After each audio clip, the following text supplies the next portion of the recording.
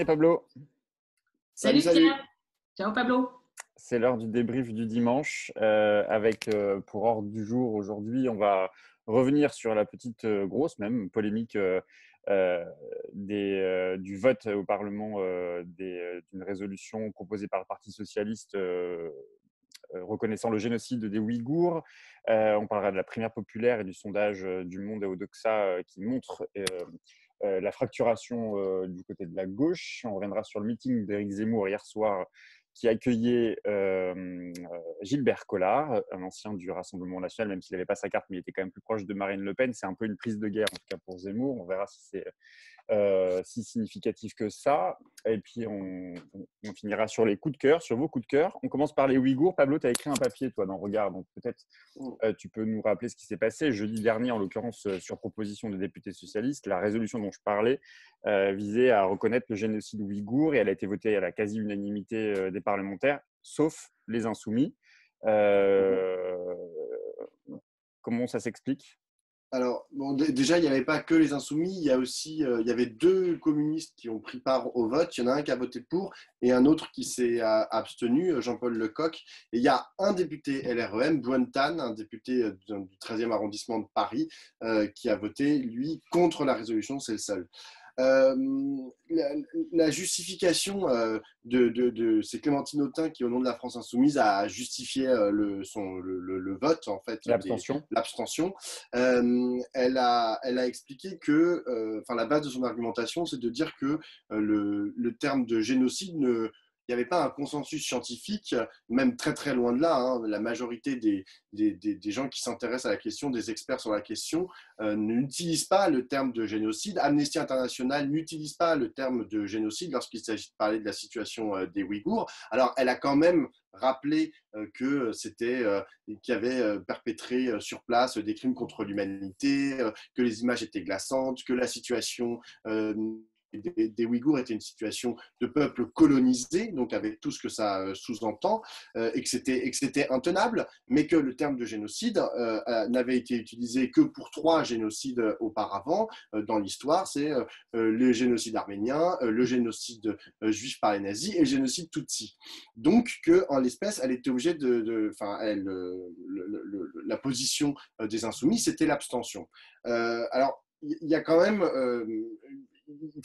au vu de ce qui s'est passé ces derniers jours, c'est-à-dire dans les jours après le vote et le tollé, en fait, notamment à gauche, hein, il y a beaucoup de gens, nous, autour de nous, en fait, qui se sont interrogés quant à ce vote. Et quand je dis interroger, c'est vraiment... je suis sympa. Hein, moi, j'ai reçu énormément de messages qui disaient « Non, mais c'est quoi cette position des insoumis ? C'est pas possible ». Des messages très, très durs en disant « La France insoumise est financée par les Chinois ou quoi ?» Enfin, je veux dire, ça a été vraiment très violent. Et sur les réseaux sociaux aussi. Alors, ça a été violent de la part des écologistes et des socialistes, hein, qui ont Olivier Faure comment il dit, vraiment, et aller chercher les insoumis en disant mais c'est n'importe quoi, pourquoi vous avez dit ça, vous n'avez aucune valeur ou je sais pas quoi. Ils sont allés très très loin, mais c'est même dans le camp, en fait, des gens proches des insoumis, il y a eu pas mal d'interrogations. Moi, je pense que c'était une... franchement, je vais dire les mots de façon un peu brutale, mais je pense qu'on peut considérer ça, au vu de ce qui s'est passé, comme une erreur politique. Même si je comprends parfaitement l'argumentaire qui a été déployé par Clémentine Autain et par les insoumis pour justifier le vote, et par Jean-Luc Mélenchon aussi, qui est allé sur Thinkerview et qui a réexpliqué le pourquoi du comment du vote. Jean-Luc Mélenchon, il dit clairement que s'il était question de voter pour un génocide, il faudrait qu'il y ait une intervention armée. Et c'est la raison pour laquelle il dit on peut pas, ça n'est pas un génocide. Ça, je pense qu'il y a ceux qui ont voté les la gens qui résolution font des crimes contre l'humanité perpétrés de façon aussi massive que contre les Ouïghours. La définition d'un génocide, en fait, c'est pas une définition politique, à mon sens. C'est une définition scientifique. Est-ce qu'il y a un consensus dans la communauté internationale pour savoir si c'est un génocide ou pas? Mais enfin, à mon sens, de toute façon, la question n'est pas l'intervention militaire directe. On ne va pas faire une intervention contre la Chine. Hein. Je veux dire, c'est complètement absurde d'imaginer que la France puisse intervenir militairement contre un État aussi puissant que la Chine. C'est absurde. De toute façon, je pense que c'est jamais une solution. Mais au-delà de ça, je pense que c'était aussi un signe, même si même si il y a des nuances à apporter sur le terme de génocide, je pense que dire nous votons la résolution même si nous ne sommes pas d'accord, c'est aussi un moyen de pression au niveau international, de dire, bah voilà, il y a une unanimité en France pour dire que ce qui se passe en Chine, dans le Xinjiang, auprès de cette population, de cette minorité, c'est quand même 12 millions de personnes, les Ouïghours, et bien cette situation est inadmissible. Catherine, Pablo parle d'erreur politique. Toi, tu dirais la même chose. Est-ce que finalement, la politique, on sait, on le dit souvent, c'est aussi beaucoup de symboles. Donc, ce débat sur les mots, comment on le comprend? Parce que c'est vrai que moi, j'ai fini par comprendre, même si j'ai été déçu de la position de la France insoumise et même sceptique et critique sur leur choix de s'abstenir. C'est souvent du symbole, c'est-à-dire que le fait qu'ils s'abstiennent et que l'ensemble des groupes politiques quasiment votent pour la reconnaissance du génocide, ça pose question effectivement sur la place de la France insoumise dans ce débat-là. Alors moi, l'explication que Clémentine Autain a d'ailleurs développée sur Mediapart et qui est repris dans l'article de Pablo, c'est pas une abstention, je m'en lave les mains. Ce qu'elle dit, elle ne reprend pas le terme de génocide parce que le terme de génocide, c'est donc une volonté d'extermination d'un peuple. Elle dit là, à ce stade, peut-être que ça l'est, mais pour l'instant, on ne peut pas le dire. Enfin, je veux dire, on ne peut pas affirmer que pour le moment, il y a ça, et je vais y revenir après sur ça. Donc, quand on est parlementaire, et dans ce sens, d'ailleurs, elle avait relayé, des slogans de manifestants parlant de génocide ouïghour, et elle en avait parlé sur ses propres réseaux. Donc, je pense qu'elle fait une distinction entre la parole qui est votée à l'Assemblée nationale, la parole des parlementaires qui vaut force de loi, et la manifestation politique, l'engagement, le fait de soutenir des gens qui sont des activistes d'une cause. Et ça me paraît raisonnable de faire un peu la distinction entre tout n'est pas équivalent entre manifester, je ne sais pas quoi, je ne sais pas, Blanquer, si tu continues, la classe ouvrière te votera les fesses. C'est pas vrai que tu peux dire ça à l'Assemblée nationale. Donc, il y a une distinction quand même à faire entre les termes, mais ce qu'elle dit aussi, ce qu'elle annonce, c'est qu'ils voteront, ou en tout cas elle, mais je pense qu'elle engage le groupe, la proposition qui sera faite au mois de novembre du groupe Territoire et Liberté, parce qu'il est question de pente génocidaire, donc la gravité des faits n'est pas minorée, mais que ça s'accompagne de propositions et d'actions. C'est-à-dire qu'on ne peut pas simplement, et moi je rejoins ce que dit Jean-Luc Mélenchon dans Thinkerview, c'est que si c'est un génocide, on ne peut pas dire simplement on vote une résolution et on rentre chez soi. Alors, si c'est un génocide, je ne dis pas, contrairement peut-être à Jean-Luc Mélenchon qui dit il faut intervenir, et moi, contrairement à toi, Pablo, je pense que ça fait partie des raisons d'intervention, et pas forcément la France, mais ça peut être une raison d'intervention de l'ONU, et il a bien fallu une intervention pour arrêter le génocide des Tutsis. Donc je pense que ça fait partie des raisons d'urgence d'intervention, mais l'intervention militaire n'est peut-être pas la seule voie. Mais en tout cas, si tu constates un génocide, tu ne peux pas en faire simplement une déclaration à la tribune et ne pas donner de suite à ça. Et je pense qu'ils ont raison de noter que, en tout cas Clémentine l'a noté, l'absence du ministre des Affaires étrangères, ce qui lui permet de ne pas avoir à rendre de compte de ce vote, voire Christophe Castaner, qui est donc le président du groupe La République En Marche, qui dit non, mais on ne montre pas du doigt un État. Non, mais attends, si les Chinois font un génocide, on montre du doigt les Chinois. Enfin, tu vois, il y a une espèce. C'est vrai que c'est passé totalement inaperçu en plus cette affaire. Non, mais c'est de l'hypocrisie. C'est le bal des hypocrites dans ce truc-là. Tu vois, de dire de ne pas être présent ou de dire ça ne montre pas du doigt les Chinois. Et par ailleurs, j'ajoute, mais ça c'est un peu marginal. D'abord, ce que je pense, c'est qu'il y a deux questions qui sont assez importantes. C'est de comprendre ce qui se passe vraiment. Et ça, pour le coup, est-ce que c'est un génocide ou est-ce que c'est un mode de gestion des crises politiques? Il se trouve que dans l'agence dans laquelle je travaille, il y a une architecte qui est chinoise de Chine. Et je l'ai interrogée, qu'est-ce que vous savez, qu'est-ce que vous dites, qu'est-ce qu'on sait en Chine des Ouïghours.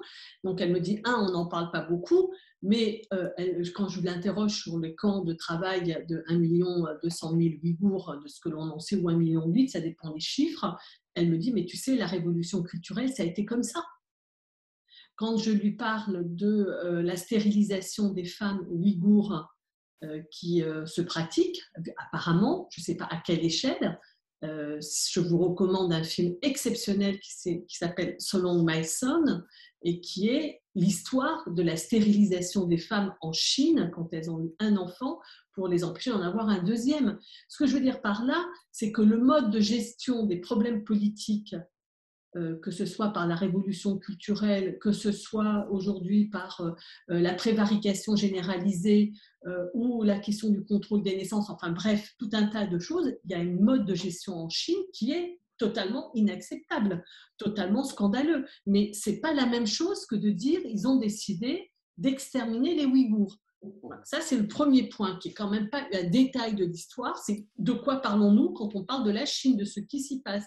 C'est intéressant, la Chine. On ne peut pas simplement survoler la question. Ce qui s'y passe est important et doit être connu pour ce que c'est. C'est connu, ça ne veut pas dire, contrairement à ce que dit Manuel Valls, connaître, ce n'est pas excuser, mais il faut au minimum connaître. Ça, c'est le premier point. Et le deuxième point, c'est que des crimes massifs qui relèvent de l'apartheid, qui relèvent vraiment de justice expéditive dramatique.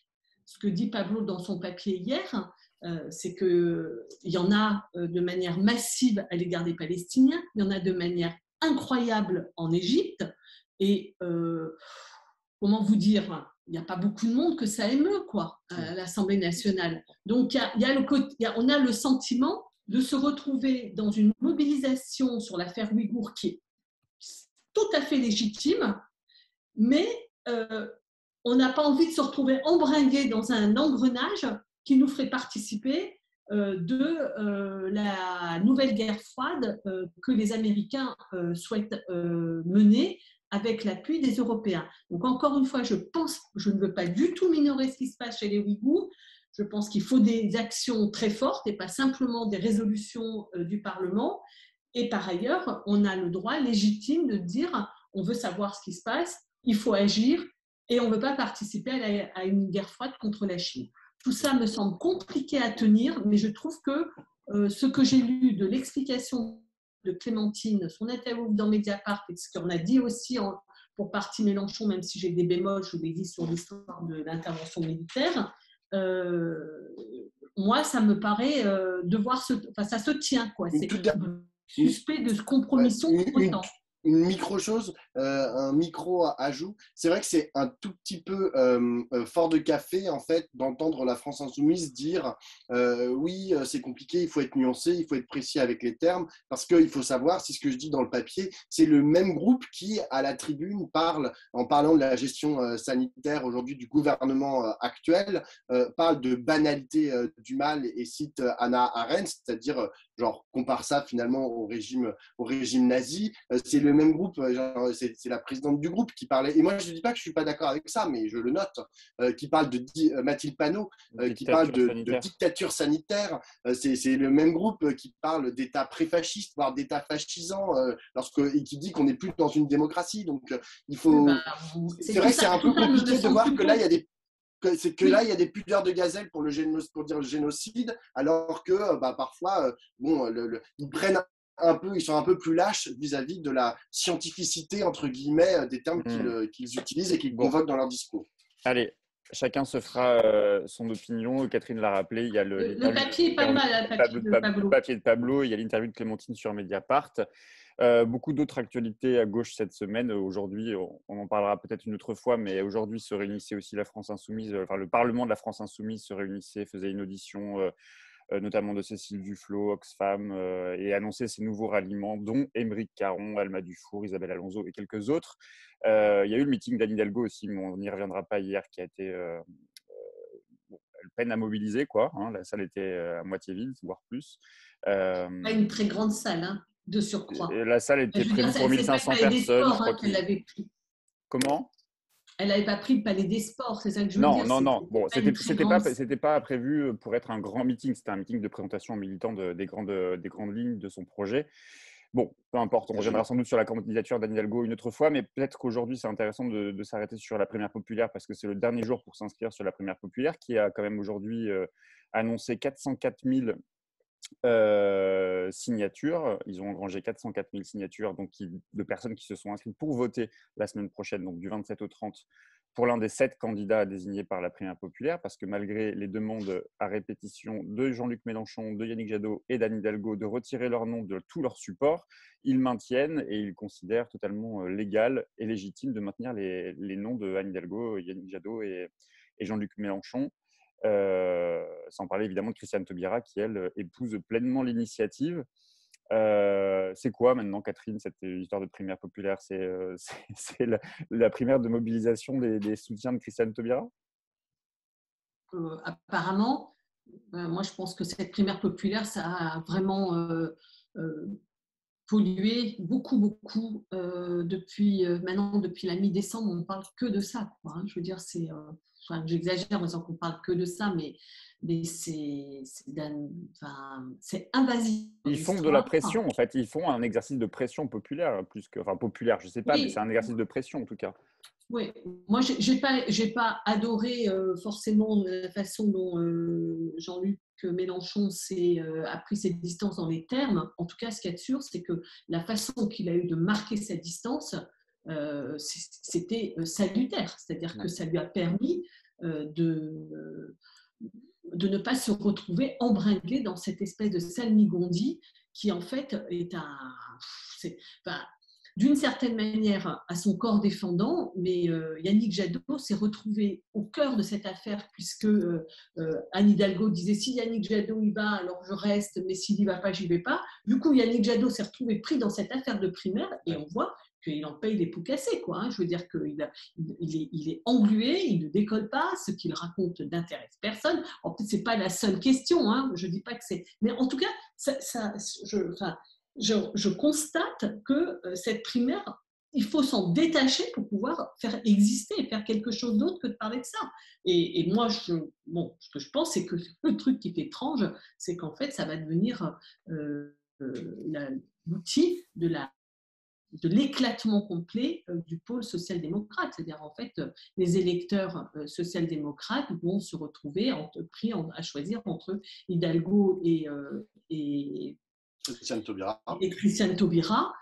Voilà, et donc elles vont se partager toutes les deux un tout petit résultat en laissant vagabonder une bonne partie du côté de chez Macron. Et bon, ça c'est une autre question.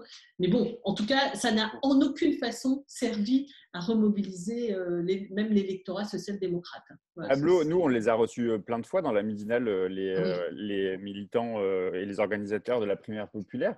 C'était quand même plutôt une initiative presque salutaire au début. C'est-à-dire que face à la division de la gauche, organiser l'idée de demander à tout le monde de se mettre autour de la table et de débattre et donc de faire sortir celui qui pourrait être celui qui porte la voix de la gauche en France. Aujourd'hui, ils se retrouvent sous le feu de tout le monde, quoi. Ils se prennent des critiques à peu près partout. Ouais, mais alors justement, j'ai réécouté les interviews qu'on avait faites. Alors maintenant, ça date avant l'été, hein, les premières interviews qu'on avait faites avec eux. Et en vérité, genre, je m'entends poser les questions. Et en fait, déjà à ce moment-là, je voyais que j'essayais de pointer dans les interviews, on essayait de pointer dans les interviews le fait que ça ne marcherait pas, on ne voyait pas où est-ce que ça pouvait aller, dans la mesure où les parties prenantes, à savoir à la fois les écologistes, les insoumis et les socialistes, ne voulaient pas véritablement participer à cette plateforme, ne voulaient pas utiliser cet outil.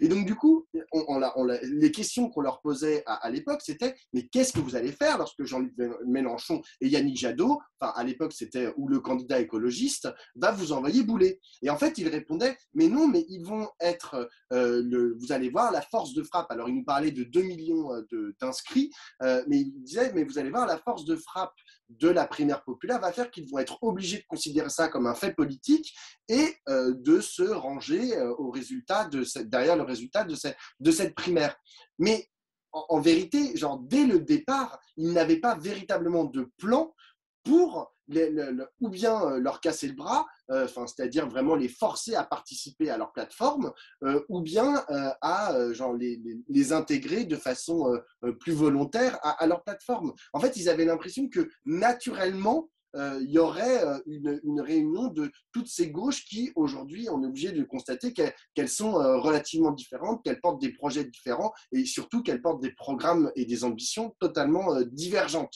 Donc, comme on l'a déjà dit souvent ici, on ne résout pas un problème de fond par un outil. Aujourd'hui, il y a un problème de fond à gauche et ce n'est pas une plateforme qui va le résoudre. Donc, je pense que dès le départ, c'était bloqué, c'était grippé.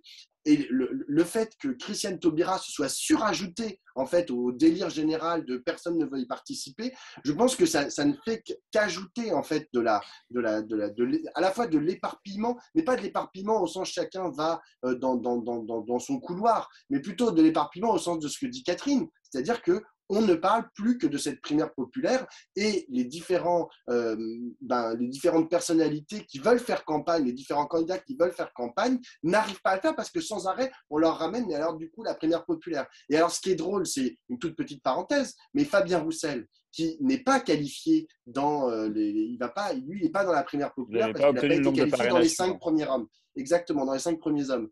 Et donc, du coup, Fabien Roussel, mine de rien, comme on ne lui pose pas la question, lui, il fait son petit bonhomme de chemin et on a l'impression que, paradoxalement, par rapport à Jean-Luc Mélenchon, Yannick Jadot et Anne Hidalgo, à qui on pose systématiquement la question, lui, on ne lui pose pas la question, du coup, il peut avancer sur son programme et sur ses idées, etc. Et je dis pas que c'est vraiment central pour expliquer le fait que dans les médias il passe très bien et il repasse sans arrêt, mais je note ça qu'on lui pose jamais la question de la primaire populaire. Est-ce que je voudrais relever un espèce de paradoxe, c'est qu'en fait cette primaire populaire elle est notamment soutenue et portée par des gens qui ont un sentiment d'urgence absolue de virer Macron. Et que du coup, ils ont proposé, parce que c'est pas vrai qu'il n'y a rien, il y a une dizaine de mesures dont qu'ils considèrent qu'ils considèrent pouvoir faire socle commun, et que donc cette dizaine de mesures, ils se disent on peut s'unir sur ça pour arrêter Macron et empêcher une droite de plus en plus à droite d'accéder au pouvoir. Et en fait, le parallèle que ça m'évoque, c'est un peu ce qui s'est passé aux États-Unis. C'est-à-dire qu'aux États-Unis, il y a eu une vraie convergence à l'intérieur du Parti démocrate et de ses ailes même extérieures au Parti démocrate pour battre Donald Trump. Et pour élire Joe Biden, qui n'était certes pas le plus radical et certainement pas celui qui avait la conscience de l'urgence écologique et des enjeux d'égalité. Et je pense que là, on n'en est pas à ce stade, en tout cas pour la plupart des gens, c'est-à-dire que ce qui prime, c'est encore de vouloir, par exemple, clarifier la question de l'âge de départ à la retraite. Jean-Luc Mélenchon le dit souvent. Est-ce que moi, je vais soutenir la retraite à 62 ans ? Non. Mon programme, c'est la retraite à 60 ans, donc vous n'allez pas m'enfiler la retraite à 62 ans.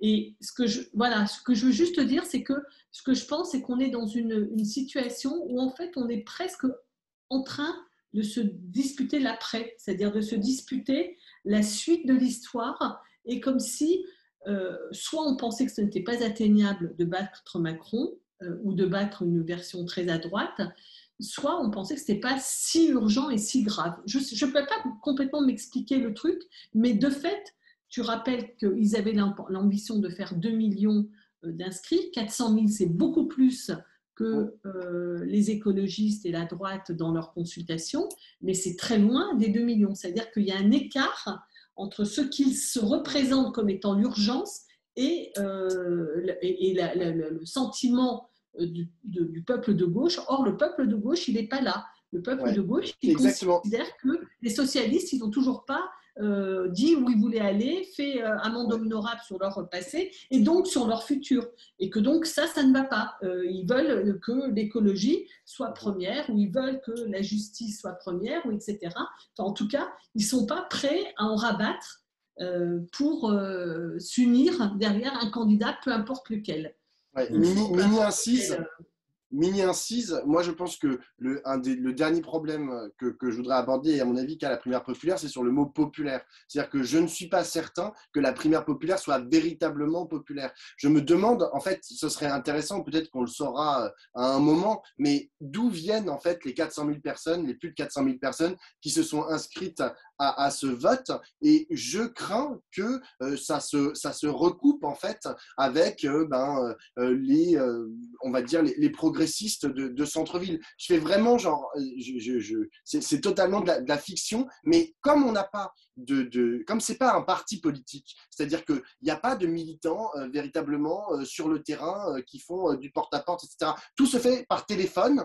Je me demande d'ailleurs à quel listing en fait ils appellent pour essayer de recruter des gens, pour essayer de récupérer, où est-ce qu'ils ont récupéré leur base de données téléphoniques par exemple, parce que moi j'ai été appelé plusieurs fois, mon copain a été appelé, des gens de ma famille ont été appelés, je ne sais pas comment, et donc pas moi. Toi, tu n'as pas été appelé, mais genre, les militants, en fait, la façon dont s'organise un parti traditionnellement, tu parles du congrès de la droite, mais il y avait aussi la primaire des Verts, c'est-à-dire que, en fait, au bout d'un moment, il y a une organisation militante qui maille plus ou moins bien, on va dire, le territoire de la France, et c'est sur cette base-là, c'est sur cette base plus représentative, en un sens, que ensuite le vote peut avoir une légitimité. Là, on a beau avoir 400 000 personnes, si ces 400 000 personnes, c'est tous des CSP+ de centre-ville, j'avoue que genre il y a un problème de légitimité, même s'il y a pas mal de monde. C'est probablement pas très populaire au sens des classes populaires. Ça peut s'appeler une primaire citoyenne si tu veux. Ce que moi je note, c'est quand même que des gens qui sont en dehors des partis ont réussi à faire ce truc, ce qui n'est pas rien quand même. Hein. On se dit un mot une capacité d'auto-organisation qui n'est pas complètement nulle et qui est à considérer. On se dit un mot du sondage qui a été publié hier par Le Monde, un sondage Ipsos Soprasteria. Beaucoup d'enseignements dans ce sondage, mais surtout un enseignement sur la gauche, c'est l'éparpillement des voix, c'est la volatilité aussi de l'électorat, alors que ce sondage montrait qu'auparavant, les trajectoires électorales étaient davantage rectilignes. Il montre aussi clairement la droitisation, mais bon, surtout ce qui nous importe peut-être nous, c'est quand même cette dispersion et cette fracture qui existe aujourd'hui à gauche. Sachant que dans ce sondage-là, celui qui arrive au sommet de la gauche, c'est Jean-Luc Mélenchon avec 8%, et Yannick Jadot à 7%. C'est quand même assez peu réjouissant. Moi, d'abord, je trouve que la droitisation, c'est un peu exagéré parce que les thèmes que fait ressortir ce sondage comme étant les thèmes qui préoccupent les gens, c'est d'abord des questions qui sont, je dirais, normalement que la gauche sur laquelle la gauche est très à l'aise. Bon, les questions de pouvoir d'achat, d'écologie, de santé et d'hôpital, voilà, c'est quand même des questions sur le. Et on voit relégué en 5e position, je ne sais plus si c'est la sécurité ou l'immigration, mais en tout cas, ce n'est que le 5e thème. Donc, je trouve que ça conforte, d'ailleurs, ce qu'on s'est souvent dit ici, c'est la droitisation de la société, ça, c'est vraiment pas tout à fait avéré. Ça, c'est le premier point. Le deuxième, c'est qu'on a un bloc des droites, enfin, un groupe des droites, extrême droite et droite, qui est quand même très égal. Je veux dire, on a trois candidats qui tournent autour de 15%. Donc le match n'est pas du tout plié de ce côté-là, mais on va s'en parler un tout petit peu après. Et alors par contre, et là ça nous ramène à notre discussion d'avant sur la gauche, moi ce qui m'a frappé, c'est d'abord l'étude spécifique sur ce que sont devenus les électeurs de François Hollande, dans lequel on se rend compte que la moitié d'entre eux, mais ça on le savait, avaient voté pour Emmanuel Macron, 46%, mais que sur ces 46, il y en a toujours 36% aujourd'hui qui se met sur le vote Emmanuel Macron. Donc, ça veut dire qu'on a une partie de l'électorat. Alors, est-ce que, ça c'est une question que je n'arrive pas complètement à trancher dans ma tête, est-ce qu'il faut se dire que ces gens-là ne sont plus de gauche, ils ont été de gauche mais qu'ils ne le sont plus, qu'ils ont finalement fait le bout du chemin du social-libéralisme et ils ont atterri dans le libéralisme classique, mais alors là je trouve ça c'est compliqué, quoi. Ça veut dire que on tire un trait sur une partie d'un électorat qui est quand même, qui représente 10%, c'est pas rien du tout. Ça, c'est le premier point. Le deuxième point, c'est qu'on a un électorat qui est en fait à l'intérieur de la gauche assez divisé, c'est-à-dire qu'il y a une question très intéressante, c'est si votre candidat ne se présente pas, pour qui vous voteriez? Et Jean-Luc Mélenchon est un second choix, je dirais, de très peu de candidats qui ne sont pas des candidats de la gauche radicale. Alors, on ne peut pas tester les électeurs de Roussel. Mais dans l'autre sens, si Jean-Luc Mélenchon ne se présente pas, ce que j'ai noté, moi, c'est qu'un quart d'entre eux vont voter pour Yannick Jadot et très peu pour Fabien Roussel. Ça veut dire qu'en fait, d'abord, le groupe gauche radicale, on pourrait appeler comme ça, c'est-à-dire insoumis, communiste, extrême gauche, ce groupe-là, il n'est pas si constitué que ça, puisque tu n'as que 9% des électeurs de Jean-Luc Mélenchon qui iraient sur Fabien Roussel et 24% qui iraient sur Yannick Jadot, puis après sur Hidalgo, puis je ne sais pas quoi. Donc, ce n'est pas un groupe si constitué que ça. Et en revanche, il y a une vraie fracture qui n'est pas surmontée entre le reste de la gauche et l'électorat Jean-Luc Mélenchon. Ce qui fait que reconstituer une dynamique avec ces deux pôles qui marchent et dans lequel il y a la lutte sur qui va marquer la danse. Est-ce que c'est le groupe transformateur ou est-ce que c'est le groupe d'adaptation? Ça reste la question centrale, mais il faut quand même aussi, au bout du compte, avoir une dynamique qui permette d'avoir des majorités. Bon, là, il y a plusieurs questions qui sont très incertaines. Ouais. Tu veux dire un mot, Pablo? Ouais, je veux dire un mot parce que moi, ce dont j'ai l'impression à la lecture de cette étude, en fait, c'est qu'il n'y a plus vraiment de familles politiques comme elles ont pu exister. C'est-à-dire que nous, on raisonne souvent, lorsqu'on parle, on dit, si on prend la gauche, il y a les écologistes, il y a les socialistes, il y a les insoumis. Alors, c'est une force un peu nouvelle, avec une histoire un peu plus récente, mais qui a quand même une colonne vertébrale et une consistance que nous, on arrive à analyser. Il y a les communistes, il y a les trotskistes, l'extrême gauche, etc.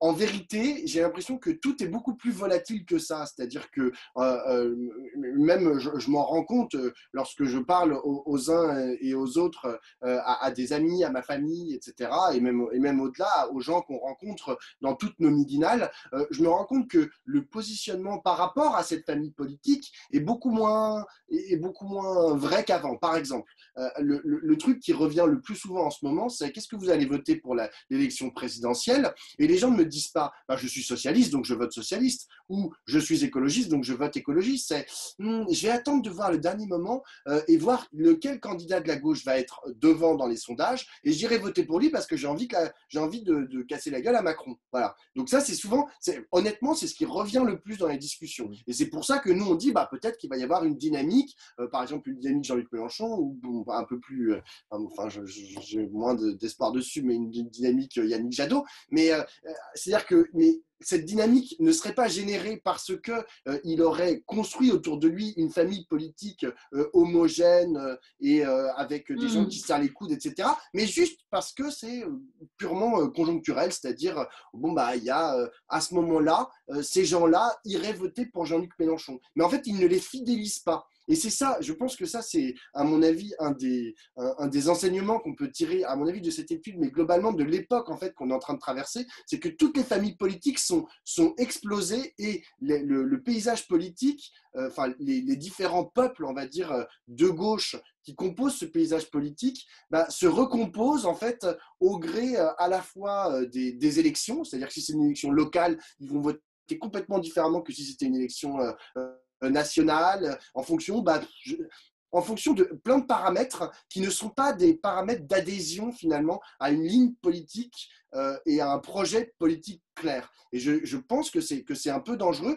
Et et ça, je chute là-dessus, sur ce que tu disais sur cet électorat qui a voté François Hollande et qui maintenant vote Emmanuel Macron. Tu te posais la question de savoir s'ils étaient encore de gauche ou pas. Bah, moi, je pense qu'en fait, c'est même plus leur question. C'est-à-dire que il y a mais ça, j'ai l'impression d'être Jean-Luc Mélenchon en 2018, mais c'est-à-dire que je pense que genre le référent gauche, l'adhésion en fait à un imaginaire que tu appartiens à la grande famille de la gauche, bah, en fait, il y a plus grand monde en fait qui l'a. Ouais. Et c'est catastrophique. Hein. Et je pense que c'est ça qu'il faut reconstruire patiemment, longuement, je sais pas comment on dit, et que ça prend du temps et il faut de la patience, mais c'est à ça qu'il faut s'atteler.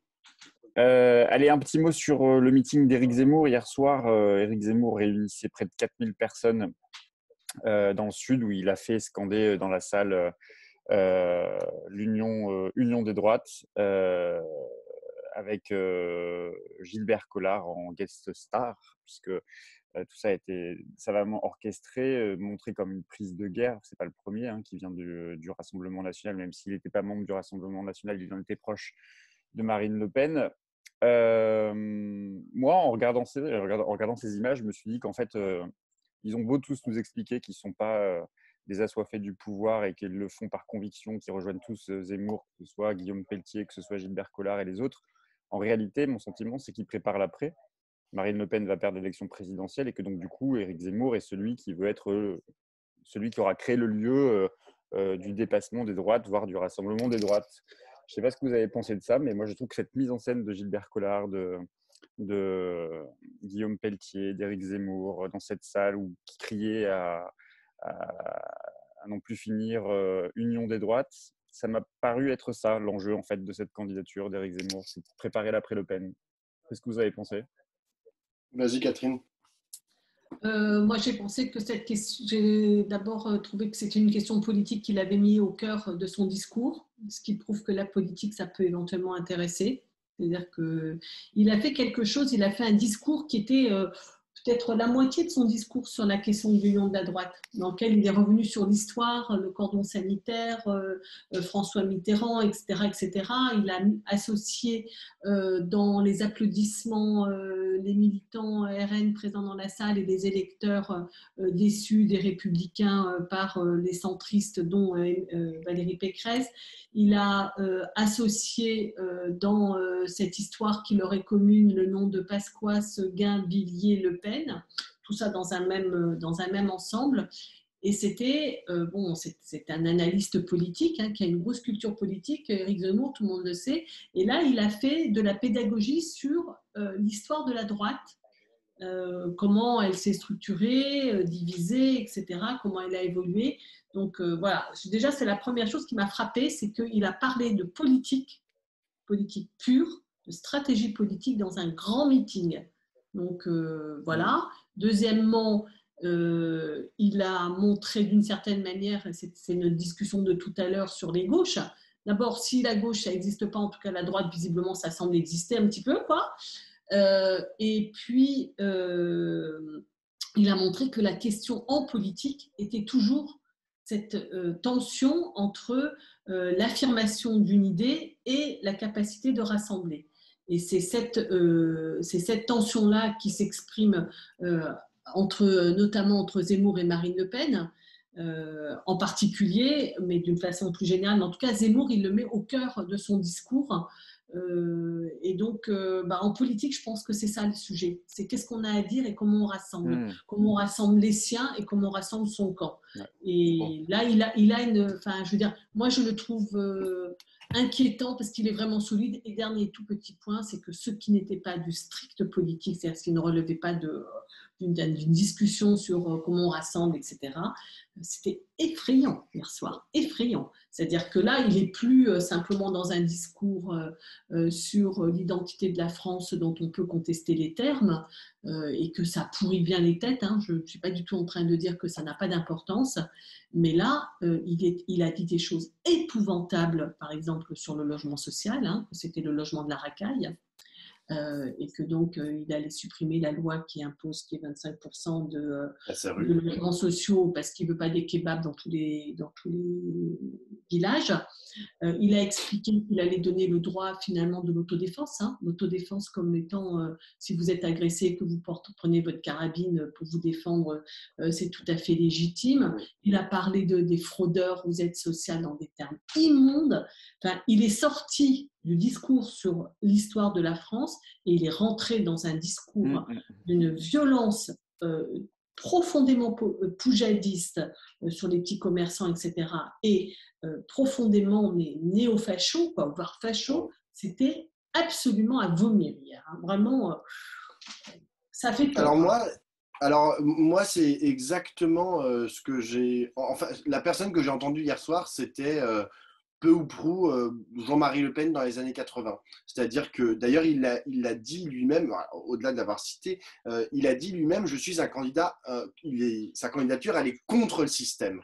Et d'ailleurs, je pense que c'est ça la principale différence avec la candidature de Marine Le Pen, qui passe son temps maintenant, depuis qu'elle a été élue présidente du Front National à l'époque, à essayer de se normaliser. Lui, maintenant, en fait, il assume presque ce rôle de troll, c'est-à-dire que, mais c'est les mesures dont tu parlais, enfin, je veux dire, le pouvoir répondre aux agressions par de la violence, ça c'est vraiment, c'est totalement en dehors de toute notion d'état de droit ou de rapport à la Constitution, du rapport au traité que la France a ratifié, enfin, je veux dire, on est en dehors de tout, mais moi ce que j'ai vu hier, c'est un Éric Zemmour qui est un candidat troll, c'est-à-dire qu'il n'a absolument rien à faire de toutes les réalités sociologiques, de la réalité du droit, etc. Il se positionne juste, sa seule aiguille, sa seule boussole, on va dire, c'est, comme tu dis, le poujadisme, le populisme, essayer de faire, comme on dit, germer, on va dire, les instincts les plus vils, en fait, des gens qui vont l'écouter. Et c'est sur ça, en fait, qu'il assoit aujourd'hui sa candidature. Et d'ailleurs, ça a été renforcé par le discours de Gilbert Collard juste avant, qui là était, enfin je veux dire, le vocabulaire qui est employé par Gilbert Collard, les mots qui sont utilisés, les métaphores qui sont employées, enfin je veux dire la partouze de parti ou je ne sais, enfin je veux dire on est dans le registre de Gilbert Collard est absolument, enfin moi je trouve ça profondément inaudible, vraiment. C'est vraiment pas à la hauteur politiquement, mais encore une fois, je pense qu'il y a des filiations en fait à faire avec le Jean-Marie Le Pen, candidat frontiste, poujadiste, qui avait vraiment comme seul objectif d'aller capter les instincts les plus vils de certains Français qui sont perdus dans la mondialisation, qui sont perdus dans la France contemporaine, et c'est ça qu'il va aller chercher. Ouais. Et je vous parle pas du ballet enfin, on était quand même à Cannes, donc c'est une ville plutôt, comment on dit, bourgeoise. Enfin, en tout cas, l'aspect. Enfin, moi, je voyais les caméras devant, les voitures qui arrivent, c'est des grosses berlines et genre et des gens qui la vulgarité bling bling. Ouais, c'est vraiment la vulgarité bling bling qu'il entend incarner. Et c'était très très violent. Ah, mais Collard, c'était hallucinant de vulgarité. Le vocabulaire, c'est un vocabulaire d'extrême droite. Il est habitué de la vulgarité, Collard, oui. Comment? C'est un habitué de là, moi, je ne l'avais jamais entendu. J'avoue que je ne sais pas qui c'est. Enfin, je sais bien qui c'est, mais je n'ai jamais écouté Collard. Là, il était d'une vulgarité hallucinante et d'un narcissisme incroyable. Enfin, je veux dire, il a parlé de lui, quoi. Bon, enfin bref, ce type est une heure et rien, quoi, à mon avis. Mon avis, oui. Mais par contre, Zemmour, c'est quelque chose. Ouais. Là, j'ai trouvé ça. Et l'autre chose, tiens, un dernier petit point, c'est qu'il a lourdement insisté sur les abstentionnistes. C'est-à-dire tous ceux qui ont désespéré de la droite, qui n'y croyaient plus. Et alors, il est dit que c'est un idiot utile de Pécresse. Certes, sa présence nuit à Marine Le Pen, parce qu'il l'a fait baisser, mais je pense que là, Zemmour, il est volontaire pour passer devant Pécresse. Devant Pécresse, ouais. Ah oui, ça c'est clair. Allez, on finit ce débrief avec vos coups de cœur. Pablo? Ouais, moi, c'est un coup de cœur. Enfin, moi, je voulais revenir sur la mort de Gaspard Ulliel. Enfin, je sais pas, je le dis en rigolant, mais j'ai été donc un acteur français qui s'est tué à 37 ans dans un accident de ski. Et donc, du coup, c'était jeudi, je On ne peut crois. pas ne pas le savoir, Fabio. Oui, voilà, on peut pas ne pas le savoir, mais je le rappelle, je sais pas, il y a peut-être des gens qui sont passés à côté. C'était un acteur vraiment genre assez extraordinaire dont je suis en train de revoir la filmographie, notamment Un long dimanche de fiançailles de Jean-Pierre Jeunet, jusqu'à la fin du monde de Xavier Dolan. Enfin, je veux dire, il avait incarné, surtout pour ma génération qui a 30 ans, qui plus est en étant homosexuel. Enfin, je veux dire, ça a été une icône gay, même s'il était hétérosexuel.